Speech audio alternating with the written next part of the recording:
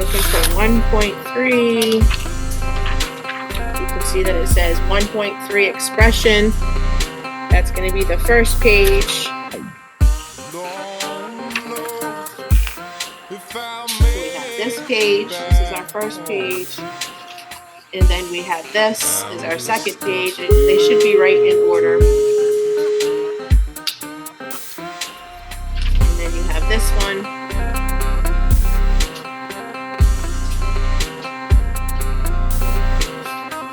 Those are the 3 pages right there.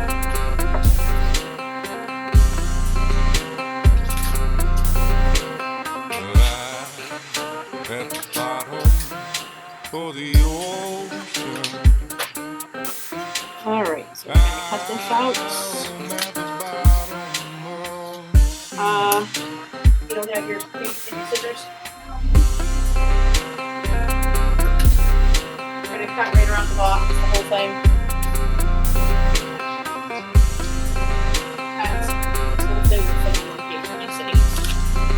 Yeah, so we're gonna cut around the outside all the way down here to this one.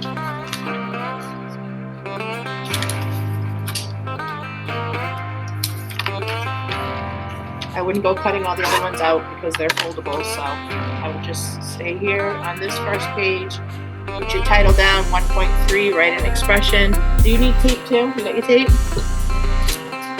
So there's the first page, write an expression. You can see that that one is just on the bottom of that. I kept them together there.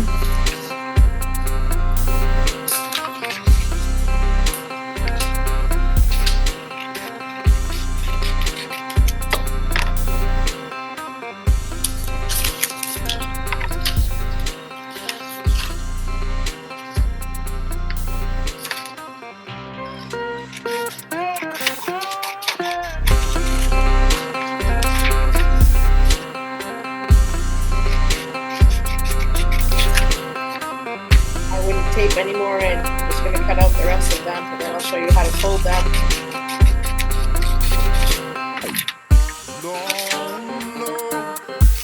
If I make that home,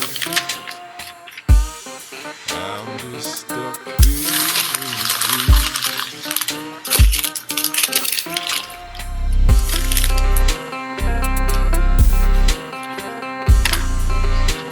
you. This one, you're going to fold it down to the line. So I've turned it upside down. I'm going to fold it down to that line. At the bottom of the ocean. Then I'm going to fold this up. This keeps it closed. Fold that little piece up. Fold it down to the line. Fold that line up.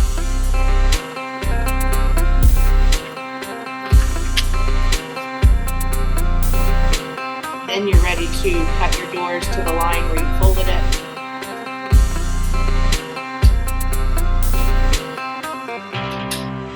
And then you're going to take a little piece of tape and you just put it right here.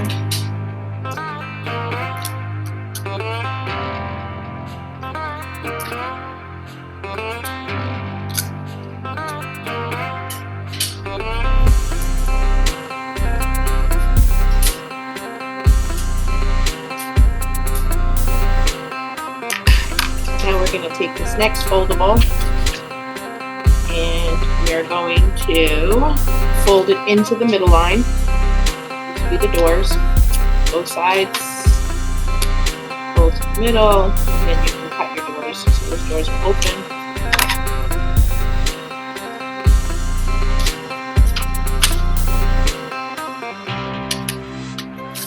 And then you're taping the top and bottom.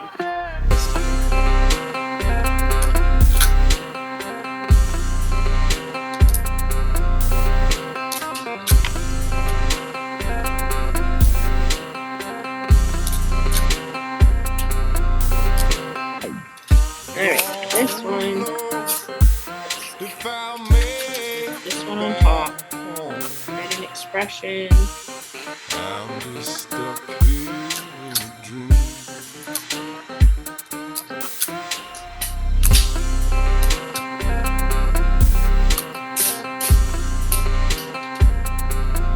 Alright, let's go back to the beginning. 3.1, write an expression.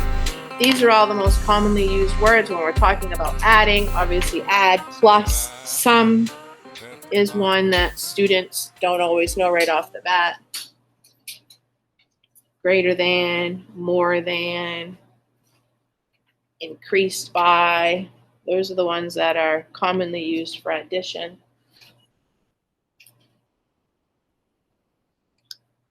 For subtraction, you have decreased by. These are ones that you should know. Subtraction, decreased by, shorter than. Those would be ones that you should know. Less than, fewer than, difference. That's a big one that students don't always know what that means. Less, giveaway, takeaway, deduction. I mean, those are all, you should recognize those as being subtracting words. Multiplying would be product. Twice, double, triple. If it's twice, you're multiplying by 2. If it's triple, then you're multiplying by 3. You would have of is used. And there's only one time that of is used, and that usually has to do with fractions. Half of 4. Half of 4. Half of 4. It's when you have a fraction. You wouldn't say, if you're trying to multiply 2 times 4, you wouldn't say 2 of 4. Makes no sense whatsoever. So the only time the word of is used is when you have fractions. And then for dividing, quotient, you should know that. Ratio, per is still the division bar. Quotient, that's one that students don't seem to recognize.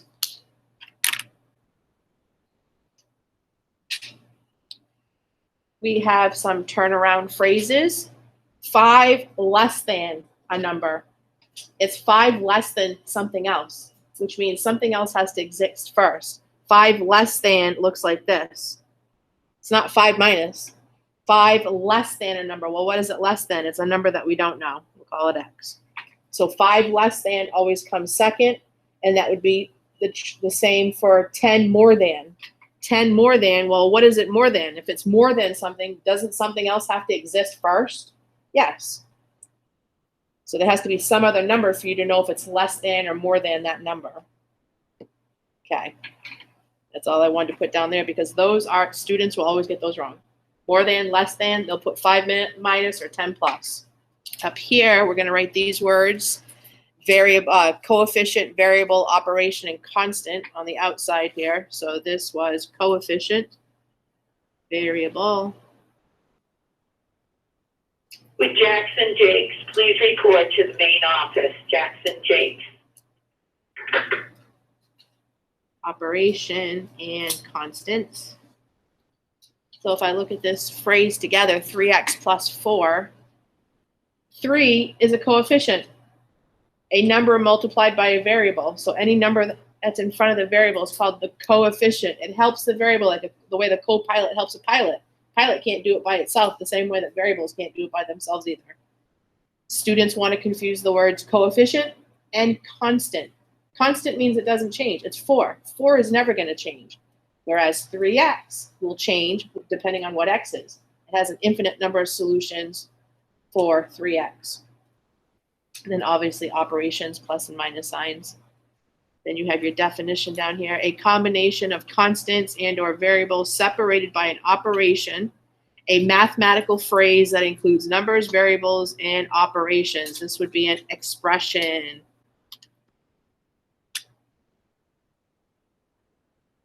And I'm sorry, that would be an algebraic expression.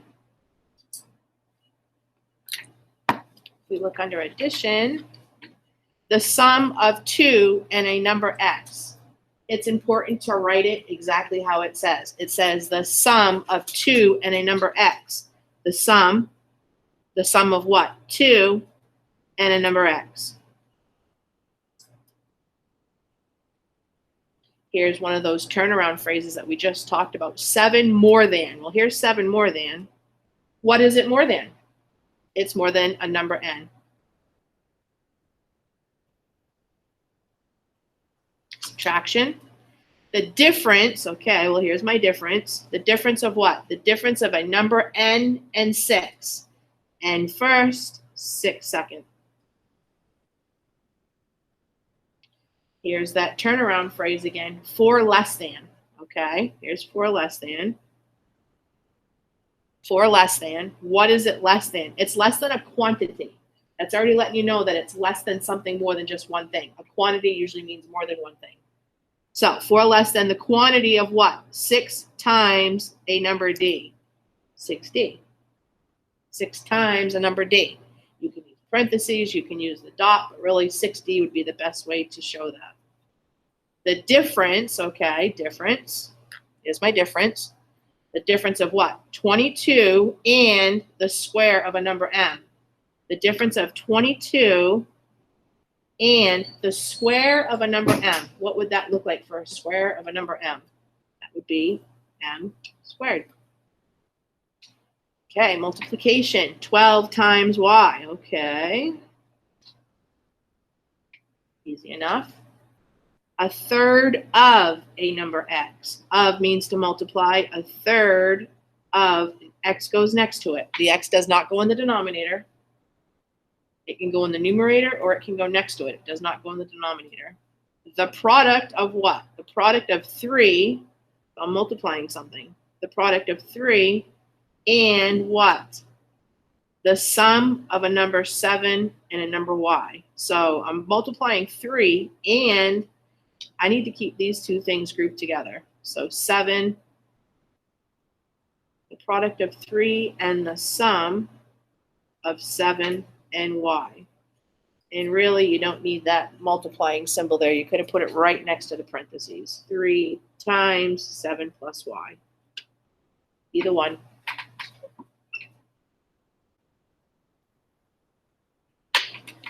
Division. The quotient of a number k and 2. Quotient means to divide. What am I dividing? K on top, 2 on bottom. Whoops, order matters. That means starting in the numerator and then down to the denominator.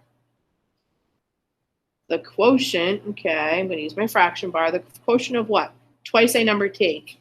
What's that going to look like? Twice a number t. What does it mean to be twice? Very good. So that would be 2t. So twice a number t, 2t, and 12.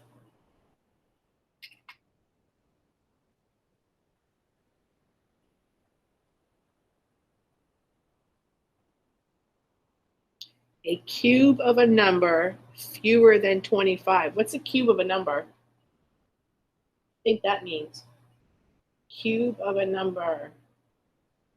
We know what square of a number is. How about cube of a number? Huh? 3 dimensions. So a cube of a number fewer than something else. So I would have to say cube of a number is fewer than something else. It would have to come second. It's fewer than 25.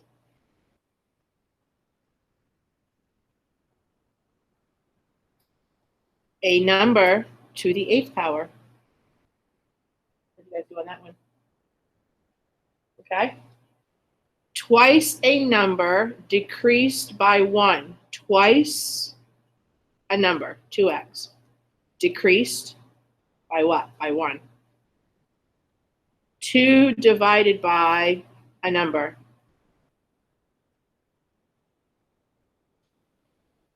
The quotient of a number and t.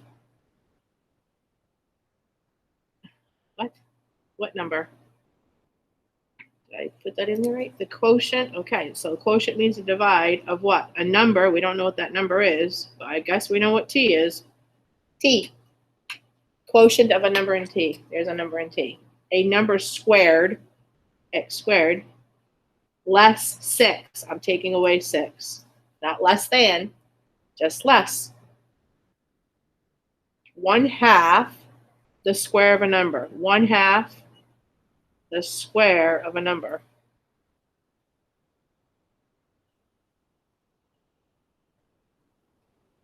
You could also go on like this. That number's being squared and you're cutting it in half by dividing by 2. Those are the same thing. Sometimes students like to write it that way. Double the number, okay? Double it. 2/3 of, there's that fraction with of a number, so just put x next to it. 2/3 of x, or whatever variable you used. Okay, this one right here, 17 less than, that's a turnaround word. It's less than something else. Well, what is it less than? Twice a number. It's really important if you can write it exactly how it says it. That's when you know that you really understand the language of math. The difference of what? 6 and a number. 22 increased by, okay, 22 is being increased by what? The square of a number.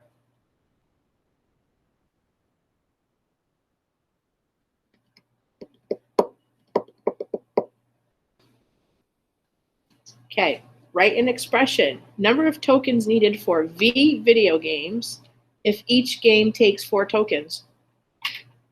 So if I play one game, how many tokens do I have to use? If I play 2 games, how many do I need? So how do I write an expression for that?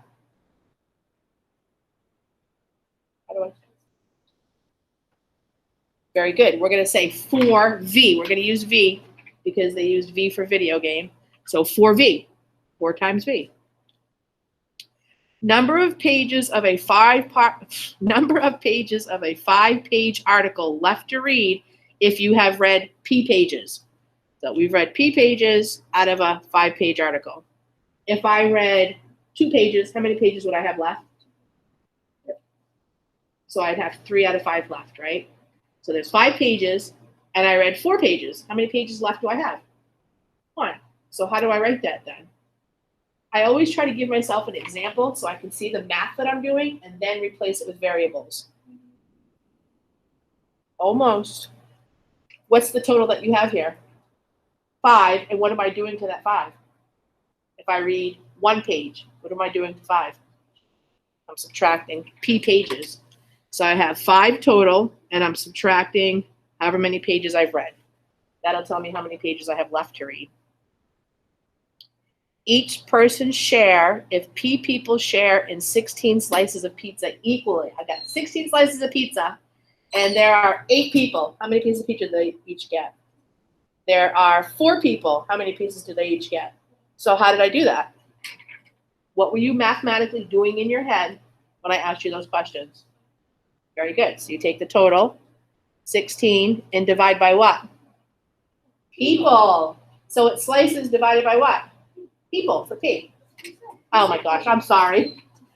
I'm sorry. Sometimes I can't hear these stupid masks. All right. One more thing would be about find the unit rate. So right on the next page, you're going to write down find the unit rates. You know when you go shopping and they say 3 for 10 or buy 1 for 5, you know you're figuring out, well, if it's 3 for 10, how much am I paying for 1? Is that better than the deal for $5? We use it all the time when we go shopping, trying to get the best deal. Find the unit rate. $75 divided by 5 video games.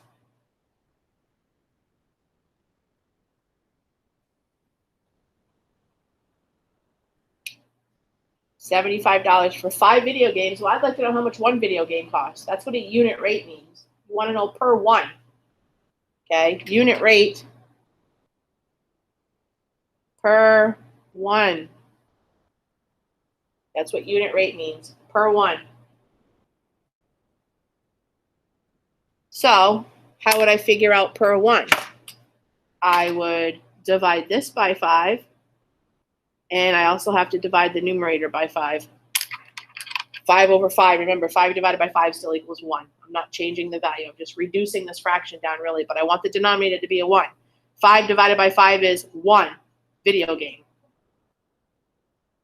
That's how you know what to divide by. You want a 1 in the denominator. You want to know how much for 1 video game. Then you just have to do 75. 5 goes into 7 once for 5, and then 5 goes into 25. Close, 5 times for 25. So that would be $15 per 1 video game. That's what a unit rate is. How about 32 pens every 4 students? So I want to know how much each student gets. What do I have to divide this by to know about one student? That's what you do. So you're going to divide the numerator by 4, divide the denominator by 4, and we get 8 pens per one student. Okay. You're going to get out your 1.3 practice A worksheet. It should have been right there behind your notes.